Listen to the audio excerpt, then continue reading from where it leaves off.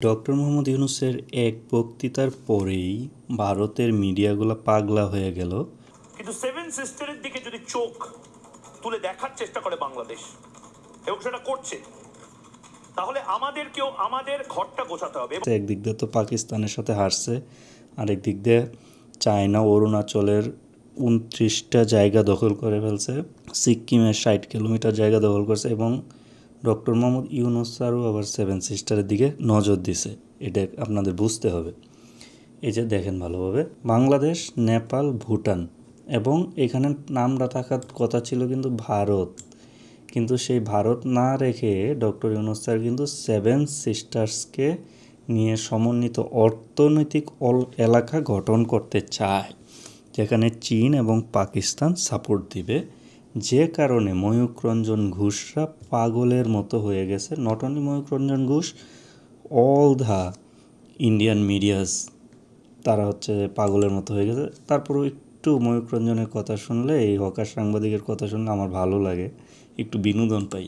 এই যে দেখেন, কিন্তু সেভেন সিস্টারের দিকে যদি চোখ তুলে দেখার চেষ্টা করে বাংলাদেশ, এবং সেটা করছে, তাহলে আমাদেরকেও আমাদের ঘরটা গোছাতে হবে। এবং সেটা দেখছেন, ওরা কিন্তু পাগলা হয়ে গেছে। এবং কেন পাগলা হয়ে গেল, এবং ডক্টর ইউনূস স্যারও কেন সেভেন সিস্টারের কথা বলল, চায়নাও কেন অরুণাচলের 29টা জায়গা দখল করলো, সিক্কিমের 60 কিলোমিটার জায়গা দখল করছে প্রায় 3 মাস আগে, আমরা এই পোস্টটা দেখব।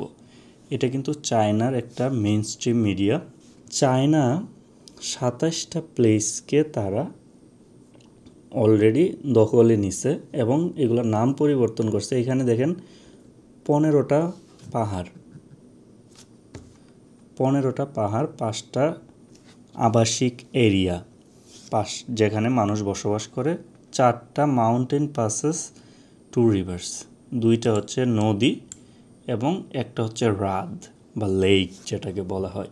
এটা কিন্তু অলরেডি দখল করে ফেলছে। এই যে চায়না পোস্ট, এটা কিন্তু হকার সাংবাদিক দেশের মতো কোনো মিডিয়া না, এটা কিন্তু ইন্টারন্যাশনাল, মানে চাইনিজ মেইন স্ট্রিম মিডিয়া। এবং এই যে এইখানে তারা যে পোস্ট করছে, আপনারা দেখলে ঈদ মুবারক লিখবেন, ভালোভাবে লক্ষ্য করেন। Arunachal Pradesh control by India, India control করে রাখছে, জোর করে দখল করে রাখছে, and claimed by China. China কইতেছে যে না, এটা আমাদের। কারণ কি, আপনাদেরকে বুঝাই একটা জিনিস, কারণ আমি সুন্দর প্রেজেন্টেশন দিতেছি না, কিন্তু অরুণাচল প্রদেশটা যে আছে, এই যে এটা হচ্ছে চায়নার তিব্বত, এটা চায়না, আর এইটা হচ্ছে সেভেন সিস্টার্স। এই সেভেন সিস্টার্সের মধ্যে অরুণাচলের যে প্রদেশটা, এটা চায়না 1962 সালেও এইদিকে একটা যুদ্ধ হয়েছে, যেখানে চায়না জয়ী হয়ে অনেকটা জায়গা দখল করছিল। তারপরেও ভারত হচ্ছে এখানে, বোঝে না, ভারত তো যেখানে যায় পেস লাগায়। এখানের মানুষের যে কালচার, সংস্কৃতি, এবং এইখানকার এটা হচ্ছে এত অনুন্নত, এই জায়গার যত প্রাকৃতিক গ্যাস আছে, সম্পদ আছে, এইগুলা এই সেভেন সিস্টার্স থেকে নিয়ে ভারতের যে মেইন দিল্লি বা এই এরিয়াগুলোতে ওরা উন্নত করে, কিন্তু এই জায়গাটাকে কিন্তু তারা কোনো উন্নত করে না। এরা বলতেছে যে কেন আমরা তাইলে ইন্ডিয়ার সাথে থাকবো, আমরা চায়নার সাথে থাকবো, বুঝছেন?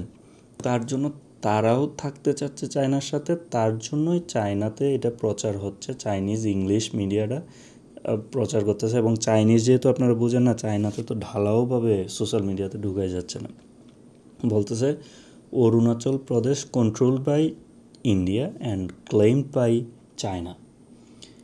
এর মানে হচ্ছে যে টুডে টুমরো এটা চায়নার সাথেই যাবে, কারণ এখানে ফ্যাক্ট হচ্ছে বাংলাদেশের যে 17 বছর চাটুকার আওয়ামী লীগ সরকার থাকার কারণে সেভেন সিস্টার্স কিন্তু স্বাধীন হয় নাই। সেভেন সিস্টার্সের অনেক অংশ যারা হচ্ছে বাংলাদেশের সাথে আসতে চায়, ত্রিপুরা, তারপর মিজোরাম, এই এরিয়াগুলা। এবং এটা তো বারবার বলতেছি যে অর্থনৈতিক অঞ্চল তৈরি করতে চায় চায়না, নেপাল, ভুটান, বাংলাদেশ এবং সেভেন সিস্টার্সকে নিয়ে অর্থনৈতিক অঞ্চল তৈরি করতে চায়। এখন চলে যাই ফার্স্টে, কেন অর্থনৈতিক অঞ্চল চায়না তৈরি করতে চায়, এটা বলা হয় one belt and one route বা বেল্ট অ্যান্ড রুট ইনিশিয়েটিভ। এটা হচ্ছে চায়নার, যেটা হচ্ছে ইউরোপে যেমন ইউরোপের দেশগুলো নিয়ে সেনজেন একটা অর্থনৈতিক অঞ্চল তৈরি করছে। চায়নাও চায় এই পাকিস্তান, নেপাল, ভুটান, বাংলাদেশ, চায়না এবং সেভেন সিস্টার্সের যে রাজ্যগুলো স্বাধীন করবে বা যারা বাংলাদেশের সাথে আসতে চায়, মিয়ানমার সহ একটা অর্থনৈতিক অঞ্চল তৈরি করতে, যেখানে ইন্ডিয়া বাধা দিচ্ছে। এখন চলে যায় আমাদের ইউনূস স্যার, আসলে উনি যা বলতেছিল ওইটা নিয়ে। এই যে দেখেন, ইউনূস স্যার বলছিল যে বাংলাদেশ, নেপাল, ভুটান এবং সেভেন সিস্টার্সকে সমন্বিতভাবে তারা একটা অর্থনৈতিক অঞ্চল তৈরি করতে চায়, কিন্তু তিনি ভারতের কথা কিন্তু বলেন নাই। দ্যাটস মিন চায়নার চিন্তা, বাংলাদেশের চিন্তা, পাকিস্তানের চিন্তা, নেপালের চিন্তা, ভুটানের চিন্তা কিন্তু সেম, শুধু ভারত এখানে বিরোধিতা করতেছে। এখন আমরা যদি যাই হকার সাংবাদিকের কাছে, যেখানে আমি প্রথম আপনাদেরকে জবাব দেওয়ার জন্যই বানাইছি ভিডিওটা, আপনারা অবশ্যই লাইক কমেন্ট করবেন। কিন্তু সেভেন সিস্টারের দিকে যদি চোখ তুলে দেখার চেষ্টা করে বাংলাদেশ, এবং সেটা করছে, তাহলে আমাদের দেখছেন ইউনূস স্যার এই বক্তৃতা দিয়ে ওদের পুরা দেশে আগুন লাগাইয়া দিছে। একদিক দিয়ে পাকিস্তানের সাথে হারছে, ওইটা তো তারা মনে মনে বুঝতেছে, তাদের চেহারা দেখেই বুঝবেন। আরেক দিক দিয়ে হচ্ছে চায়না একটা বিশাল চাপে রাখছে, চায়না অরুণাচলের বিভিন্ন অংশ দখল করে ফেলতেছে। এই দিক দিয়ে ডক্টর ইউনূস স্যার কিন্তু পুংটা আছে, বুঝছেন? যদি উনি একজন সম্মানী ব্যক্তি, আমার এই কথাটা বলাটা ঠিক হয় নাই, কিন্তু একটা কথা আছে না, খারাপের সাথে খারাপ ব্যবহারটা যে করা লাগে, এটা ইউনূস স্যার ভালোভাবে জানে। এত ভালো হইলেও দুনিয়াতে লাভ নাই। ইন্ডিয়ার সাথে আমরা ভালো ব্যবহার করে দেখছি না, আমাদেরকে আরও ধ্বংস করে। মানে ইউনূস স্যার এদেরকে কলিজার মধ্যে আঘাত করছে।